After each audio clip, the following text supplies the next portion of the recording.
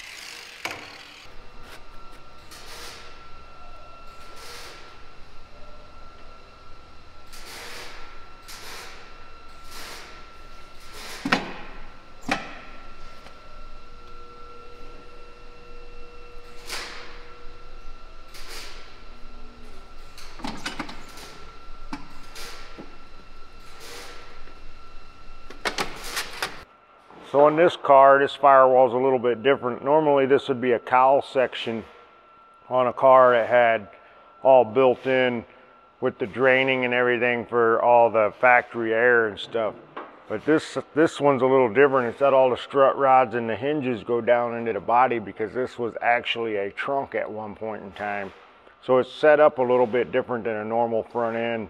So the motor's like way back underneath all that. So what I gotta do is create a box that boxes all this in. It keeps all the water from going into the car, and then also creates the start of the Firewall. It gives me the base. So it'll put the structure back into the body all through here. It's got the hood hinges that I have to clear once they fold down inside there. And then this is all the wiper motor stuff. So it does a rotation thing, so it's got to clear everything. With all that being cleared, then out here we still have to get up and over and clear the motor. So what I'm gonna do is build a real streamlined box that tapers down and gets a little heavier in these corners for the hinges to drop down in. Once I get all that boxed in and tied into the car, then I can drop the wall part of the Firewall down off of this, wherever that's gonna land. It can be up further or further back, however we decide to make it. It'll probably be further back because of these pipes. Be back here about midway of this box that I'm gonna build. But this is that first section of that box. You see it rounds inside the car because that's just the way the natural flow of the car is. If you look at the windshield and everything, it's all got a big curved line to it. Makes things a little more, it's really cool looking, but it makes things a little more difficult to make because all your pieces have to be kind of round. And when you're trying to do all that, it's never just straight measurements. So it tricks your mind a little bit, makes you have to think a little harder, but we got it. I'll get this box made, we get this boxed in, and then things will start to look a little more normal. It gets kind of overwhelming when the whole hole's just blown wide open and there's all kind of cut edges everywhere. Your mind starts to go crazy. Just got to dial it in to simple little pieces to close that hole in. And we'll start off with this. There'll be two halves of this. I'll make this half, then I'll make a duplicate of this for the other side. We'll weld them together. We'll cleco them into the car, get them to hold there, make sure everything's gonna work. Meaning, close the hood, rotate the wipers. And then the next big thing after I have this made is actually finding a way to mount the wiper motor. The wiper motor used to just hang out the front right into the trunk. It was no big deal, just don't throw your suitcase on it. Well, now we got a lot of junk in our trunk. For one, we don't want all the exhaust to get the wiper motor hot.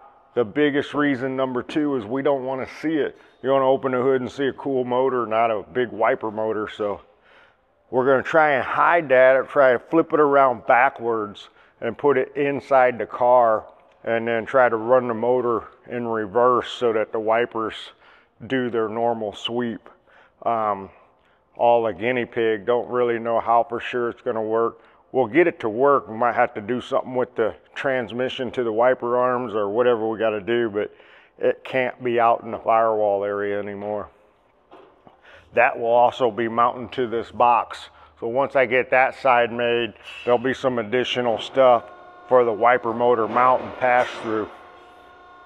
Be a little challenging, a little more work than your normal firewall. But once I get this made and we hang the firewall curtain, then we'll start doing all this sheet metal work up in here to tie it all together and make it look cool.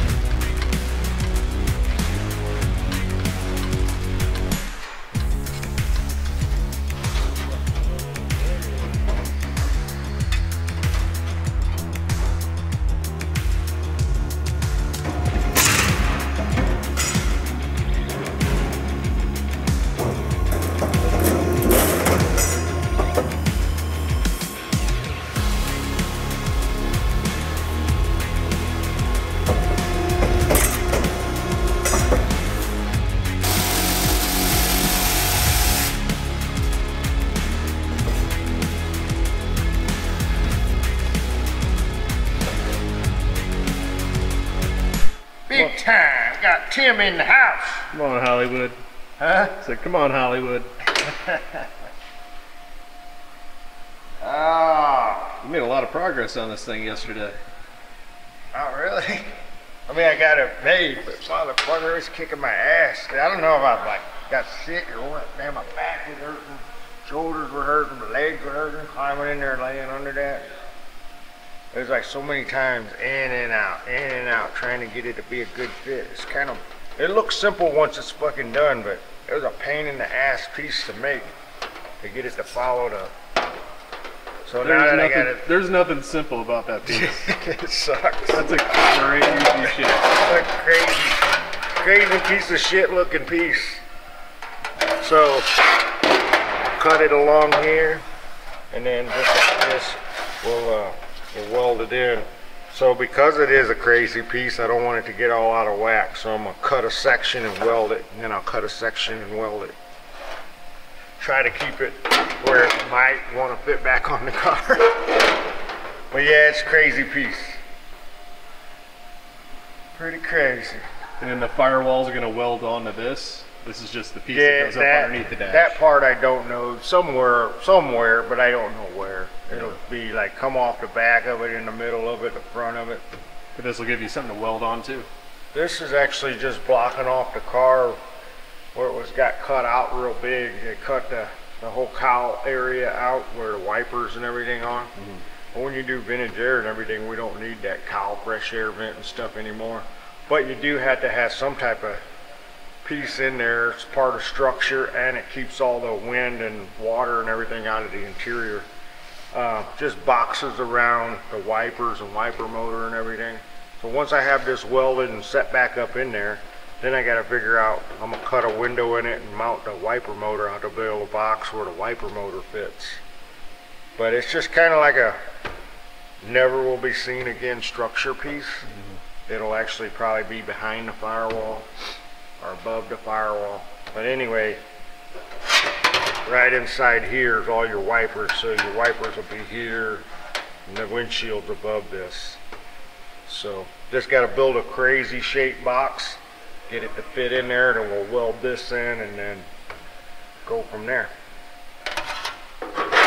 It's kind of mind-boggling looking at that big open hole upside down and then trying to figure out, okay, what do we got to do to make this hole a little smaller? Every piece makes the hole smaller so it's not so overwhelming. So versus trying to figure out everything from firewall to inner fenders and wheel tubs to, all right, let's just start with the cowl box, get that made, then we'll go to step 2. So this is the cowl box. Like I said, I'll metal finish it and dial it in. It's all in the roughs right now. I'll get it welded. It'll want to move everywhere. We'll hammer and dial it up, get rid of some of these scratches and make it look nice. It'll look nice once it's in the car.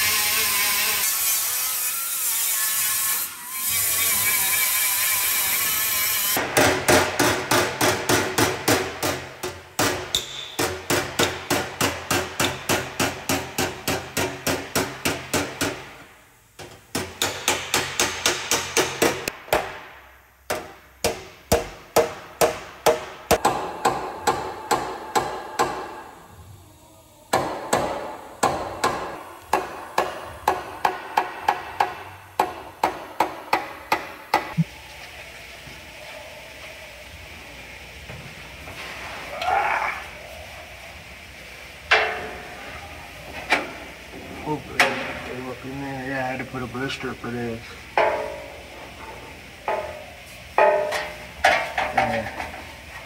Trying to keep it up as tight as I can get it, and I thought it was barely clearing, but once I welded it, it shrank up a little tight. That was a little girl. Figure out how we can get it in there.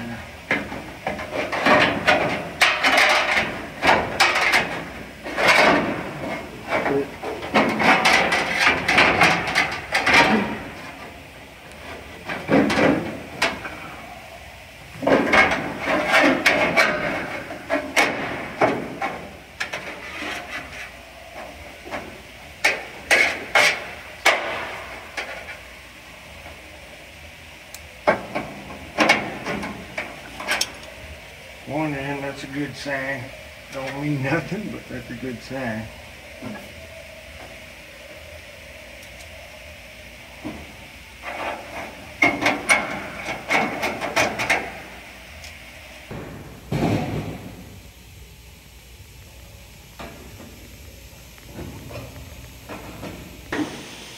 Make it bigger yet.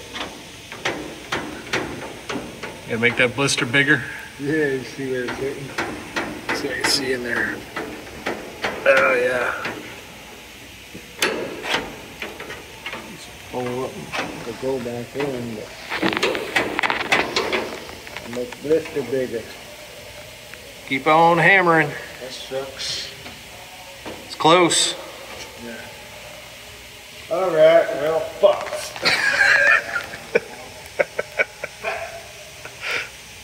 That's what I say, it's always the hardest to get in and out pieces.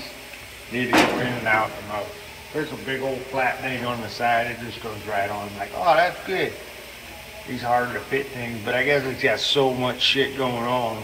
Twist and curve and arch and arch and arch. Speed blisters. I guess it's supposed to have a little trouble. But it's going back in and push this right up. My holes line up, goes right up in there. All that's good.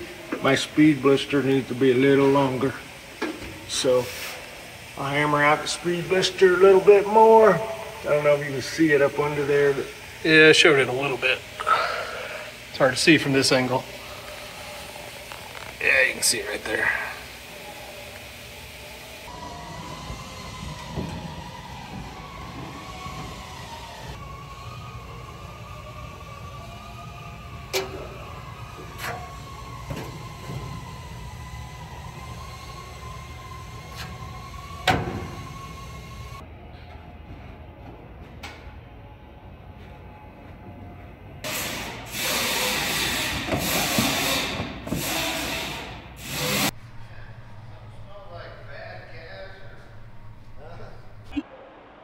So we moving through the Corvair slowly.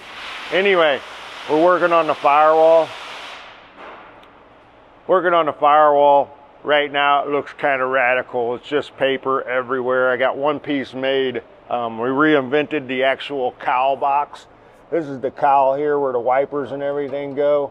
We raised that up really shallow. It used to drop down a lot. It's real shallow in the center, and then it has to drop down over here because the hinges actually tuck inside there.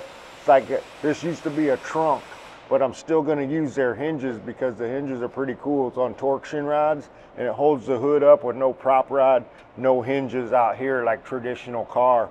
But it made my cowl have to be a little bit different. So I have the cowl raised up to get the motor slid back under it. Then it has to drop back down for the hinges to clear. All of that's working. So I made that piece in metal. You can see the back side and the bottom, and the front side's underneath there.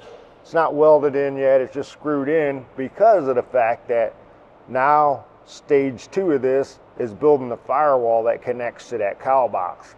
Well, the inner fenders and the inner cowl section around the hinges and all that goes way out to the fender. Which another thing different on this car, if you look down the side here, these fenders do not come off. The fenders on a Corvair are welded to the body. So I can't take this off. So all my inner metal work has to tie to the fender and stay in the car. Makes my job right now a little bit harder because it's a little more head scratching and figuring out how to make it flow and look cool in the hot rod styling versus Corvair styling. But anyway, we got this figured out so far, I think. So this is the cowl box dropping down. We put a cool radius to it. Comes up, clears the motor, and drops back down, clears the hinges. So now I got the firewall recessed like a doghouse, but instead of making a real tight doghouse just around the motor, we went ahead and brought it way out, and we're sloping it back out and then getting around the wheel well housing where all the door hinges and everything are.